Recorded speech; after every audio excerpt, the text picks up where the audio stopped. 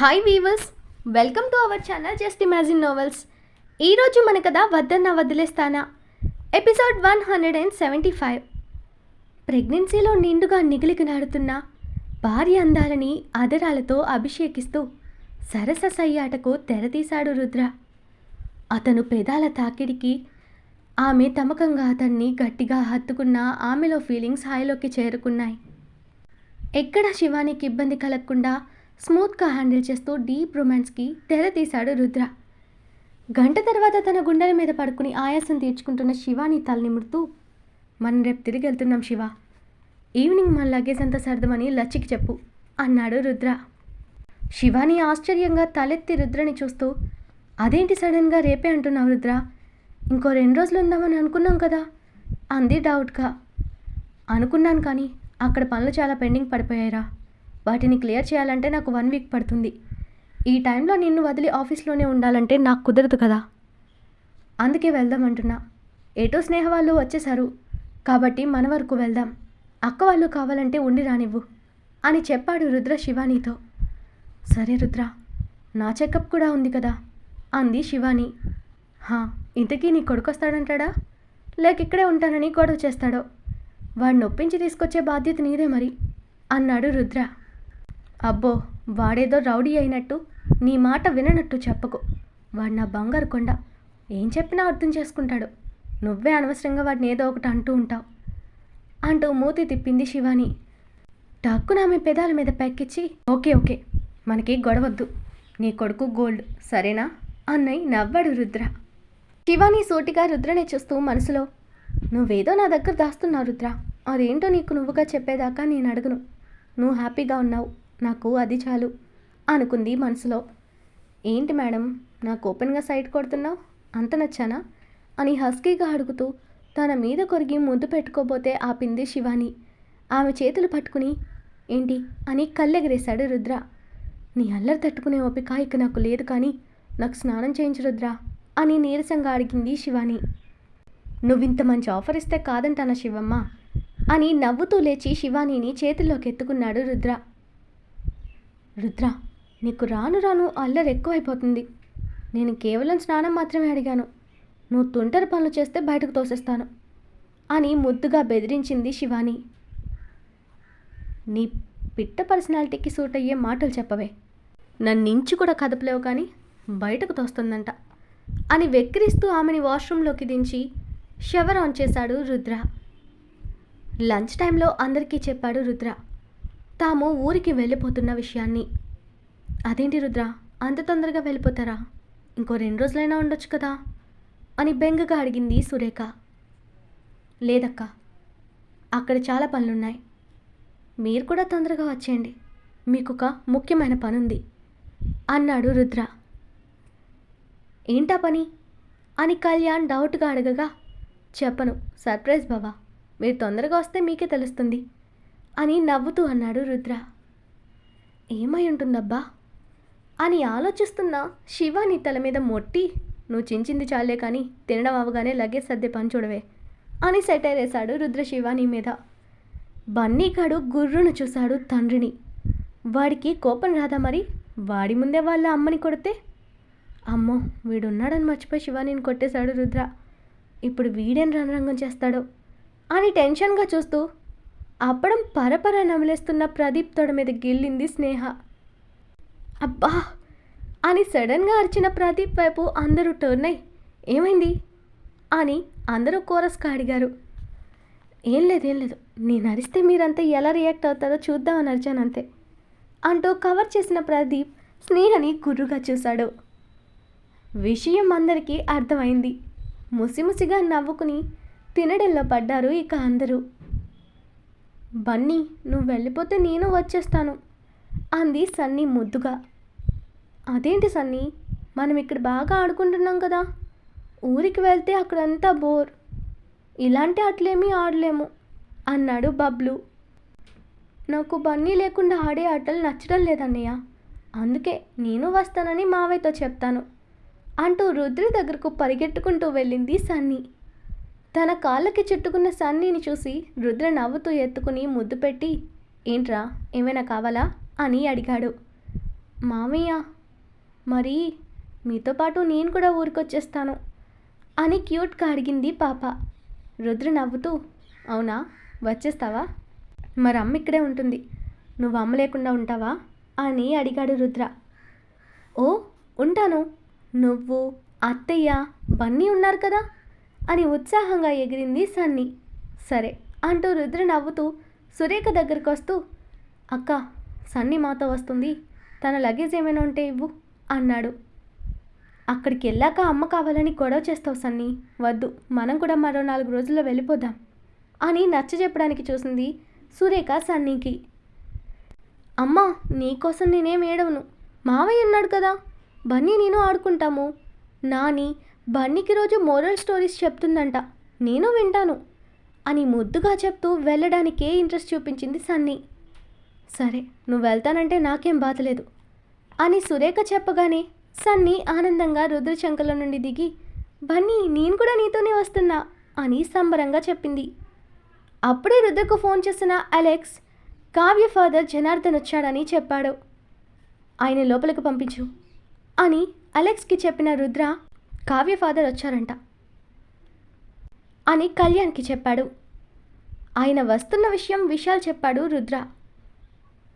వాళ్ళ పెళ్లి కోసం మాట్లాడాలని వచ్చినట్టున్నారు అని కళ్యాణ్ చెప్తుండగానే లోపలికొచ్చాడు ఆయన. రండి కూర్చోండి అంటూ ప్రతాప్ గారు ఆయన్ని సాదరంగా ఆహ్వానించారు. జనార్దన్ అందరికీ నమస్కరించి కూర్చోగానే సురేఖ వాటర్ అందించింది. లంచ్ టైం అయింది, రండి భోజనం చేద్దురు అని పిలిచింది సువర్ణ.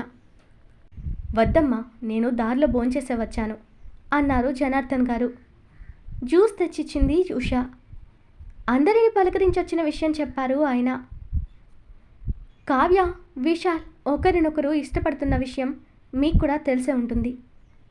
నాకున్నది కావ్య ఒక్కటే, నా తర్వాత తను ఎలా ఉంటుందోనని బాధపడని రోజు లేదు. ఇప్పుడు తను మీ ఇంటికి కోడలుగా మీ అందరి మధ్యలోకి వస్తుందనుకోగానే నాకు నిశ్చింతగా ఉంది. మీరు అడిగిన కట్నం ఇవ్వడానికి నాకేం అభ్యంతరం లేదు. ఇప్పుడు కాకపోయినా తర్వాతైనా ఉన్నదంతా వాళ్ళకే కదా.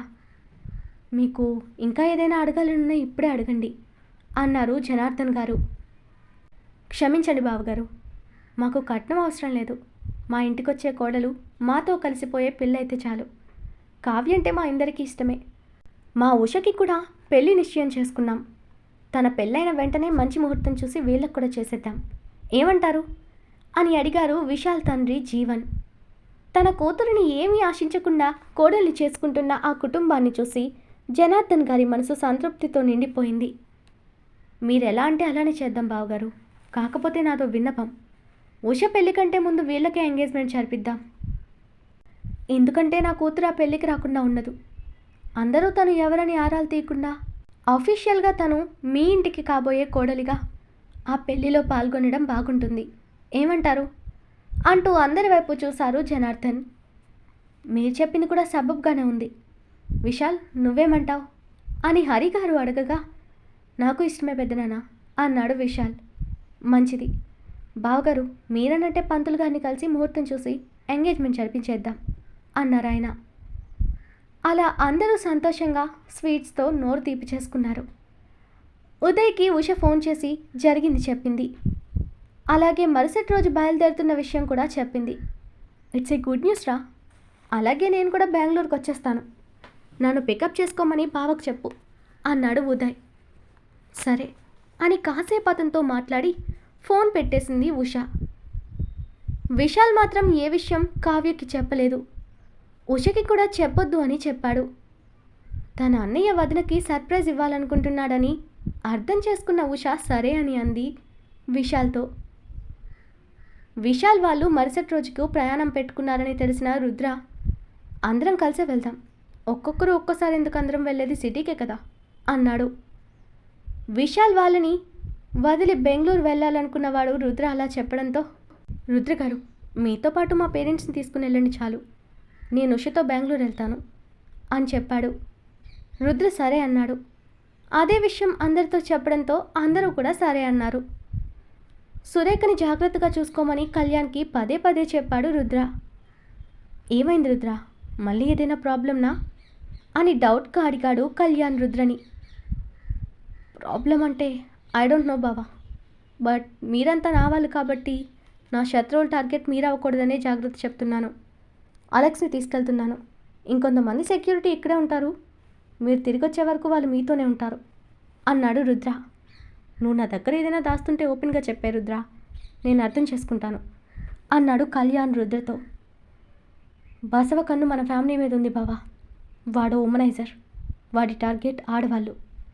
మనల్ని దెబ్బ కొట్టడానికి మన లేడీస్ మీద చెయ్యి వేయడానికి చూస్తాడు.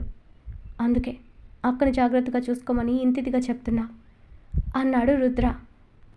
ఓకే రుద్ర, నాకు అర్థమైంది. టెన్షన్ పడకు, రేఖను నేను చూసుకుంటాను. మీరంతా జాగ్రత్త అంటూ కళ్యాణ్ భరోసా ఇచ్చాడు. అనుకున్నట్టే ఎర్లీ మార్నింగ్ కార్లలో సెక్యూరిటీ మధ్య సిటీకి బయలుదేరారు రుద్ర వాళ్ళు.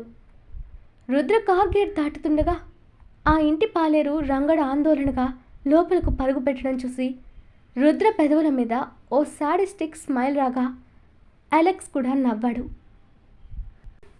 వెళ్తున్న కార్లను చూస్తూ ఇంట్లోకి హడావిడిగా వచ్చిన రంగ అయ్యా అయ్యా అని ఒగురుస్తూ పిలిచాడు. అతని అరుపు విని రూమ్లో నుండి గబగబా వచ్చిన కళ్యాణ్, ఏమైంది రంగా, ఎందుకలా ఆయాసపడుతూ వచ్చావు? ఏం జరిగింది అని కంగారుగా అడిగాడు. అయ్యా, మరేమో ఆ సుబ్బరాజు వాడింట్లోనే ఊరేసుకుని చనిపోయి ఉన్నాడంట. ఊళ్ళోకి వెళ్తే విషయం తెలిసింది. వాళ్ళ ఇంట్లో పనిచేసే పనామి ఉదయం వాకిలు ఉడ్చడానికి వచ్చి చూస్తే హాల్లోనే దూలానికి ఏలాడుతూ కనబడ్డాడంట. ఎప్పుడు ఊరేసుకున్నాడో తెలియదు, కానీ ఆవిడ చూసేసరికి ప్రాణం పోయిందంట. ఊరి జనం పోలీసులకు చెప్పాలంటున్నారు అన్నాడు రంగా. కళ్యాణ్ ఆశ్చర్యపోయాడు. వాడు ఆత్మహత్య చేసుకోవడం ఏంటి అన్నాడు. కానీ మనసులో మాత్రం ఏదో జరిగింది అని అనుకున్నాడు కళ్యాణ్. అప్పుడే అక్కడికి వచ్చిన లచ్చి, ఊరికి పట్టిన పీడ పోయిందిలే, దానికెందుకు మామ ఏదో కొంపలంటుకున్నట్టు అంతకం కనపడుతున్నావు అంటూ మొహం అదోలా పెట్టింది లచ్చి. నువ్వాగు, పోయినోడు ఎలాంటోడైనా అలా అనకూడదు మనం అని కసిరింది సువర్ణ. నువ్వు ఊరుకో అమ్మా, రాక్షసుడు చచ్చాడని దేవుడు అనలేం కదా. వీడు కూడా అంతే. నా దృష్టిలో వాడొక నీచుడు. వాడి కొడుకు కనపడకుండా పోయి ఊరికి సగం దరిద్రం వదిలితే వీడి చావుతో ఊరికి పట్టిన దరిద్రం పూర్తిగా పోయిందని సంబరపడాలి. అంతేకాని వాడు పోయడం జాలి చూపించడం మన తప్పవుద్ది అని తన మనసులో మాట చెప్పి వెళ్ళిపోయింది లచ్చి అక్కడి నుండి. వాడి కొడుకు ఎటూ లేడు కదా, మరి వాడి అంతిమ సంస్కారం చేసేది ఎవరు రంగా అన్నాడు. ఆ విషయం విని అప్పటిదాకా సైలెంట్గా ఉన్న హరి గారు, ఈ ఊరంతా వాడి కులపోళ్ళే కదయ్యా, వాళ్ళే చేస్తారు. ప్రతిదానికి కులం మతం అని గింజలాడతారు కదా ఊరి జనం. ఆ కులమే వాడిని కష్టానికి తీసుకుపోతుందిలేండి, మనకెందుకు అని వ్యంగ్యంగా అన్నాడు రంగా. కళ్యాణ్, ఒకవేళ ఎవరూ ముందుకు రాకపోతే ఆ కార్యక్రమాలన్నీ నువ్వే ఎవరికైనా డబ్బిచ్చి పూర్తి చేయించు. అనాథ శవాన్ని ఖననం చేస్తే పుణ్యం వస్తుందంటారు కదా అన్నారు హరిగారు. సరేనన్న. రంగా, నువ్వు అక్కడే ఉండి ఏం జరుగుతుందో చూసి నాకు ఫోన్ చేయి.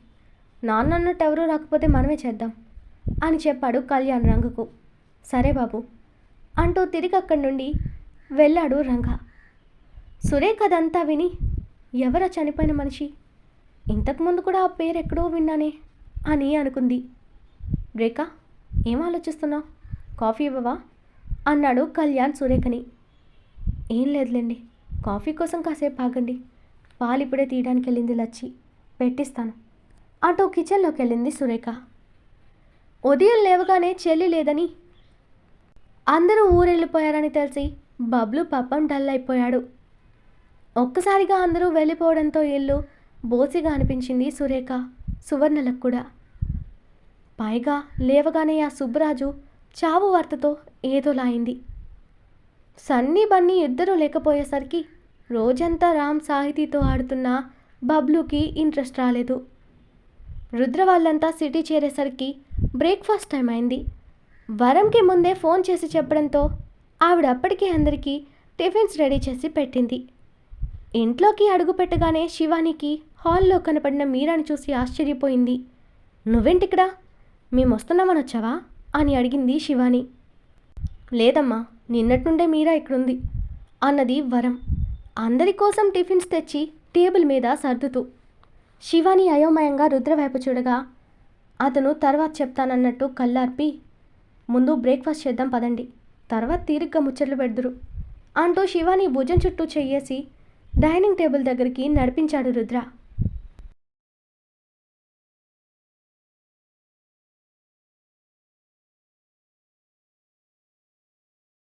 ఈరోజు మన కథ ఇక్కడితో కంప్లీట్ అయింది.